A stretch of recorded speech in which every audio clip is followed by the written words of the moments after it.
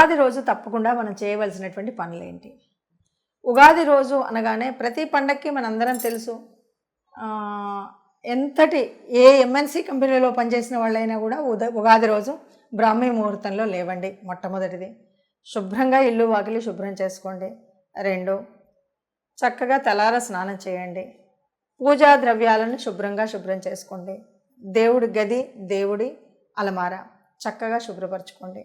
దీని తర్వాత వీలైతే కొత్త కుండలో ఉగాది పచ్చడిని మనం అనుకున్న విధంగా చక్కగా ప్రకృతి లభ్యమైనటువంటి ఆ 6 పదార్థాలతోనే ఉగాది పచ్చడిని తయారు చేయండి.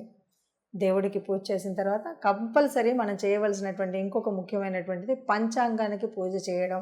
పంచాంగం ఇది మన చేతిలో నిత్యం ఉండవలసినటువంటిది. ప్రతి ఇంట్లో ఉండవలసినటువంటి ఒక గ్రంథం పంచాంగం. పంచాంగానికి పూజించండి. పంచాంగ శ్రవణం చేయండి. దీంతోపాటు తప్పనిసరిగా భగవద్ధ్వజాన్ని ఇంట్లో పెట్టుకోవాలి. ఆ రోజు భగవద్ధ్వజానికి పూజ చేసి ఇంటి పైన భగవద్ధ్వజాన్ని ఎగరవేయడం అన్నటువంటిది ఒక ముఖ్యమైనటువంటి విషయంగా మర్చిపోకండి. నేను హిందువుని, ఈ ధర్మంలో పుట్టాను, ఈరోజు నా పండగ అనేటువంటి విషయాన్ని 10 మందికి తెలియాలి. మనం మన ఇంటి పైన ధ్వజం ఎగరాలి, ఇంటి ముందు ముగ్గుండాలి, తులసి కోట దగ్గర చక్కగా దీపం ఉండాలి. మన ఇంట్లో పూజ చేసిన తర్వాత షడ్గుణాలు కలిగినటువంటి ఆ షట్రోపేతమైనటువంటి మన ఉగాది పచ్చడిని చేసి షడ్గుణాలు కలిగినటువంటి మన ఈ జీవితంలో ఎలాంటి చెడు రాకుండా సద్గుణాలతో ఉండాలని ఆ దైవ ప్రార్థన చేస్తూ చక్కగా అందరం కలిసి సుఖ సంతోషాలు పంచుకున్న, కష్టాలు పంచుకున్న, అందరం ఒకటిగా ఉండాలి అని ప్రత్యేకంగా తెలిపేటువంటి ఈ పండుగలో ఈ విధి విధానాలని పాటించండి.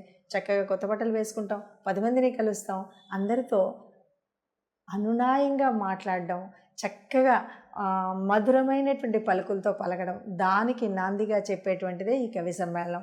కవులు ఎంత తీయగా కవిత్వాన్ని వినిపిస్తారో, కోకిలలు ఎంత అద్భుతంగా గానాన్ని కూస్తాయో అంత అద్భుతంగా మనం ఒకరితో ఒకరు మాట్లాడినప్పుడు ఆత్మీయంగా, అనురాగంగా, ప్రేమతో మాట్లాడడం అనేటువంటి విషయాన్ని కూడా ఇందులో గుర్తుపెట్టుకుంటే చక్కగా ఉగాది పండుగలో ఈ సంవత్సర కాలం కూడా మనం హాయిగా ఆనందంగా ఉండగలుగుతాం, సంతోషంగా ఉంటాం. నమస్తే.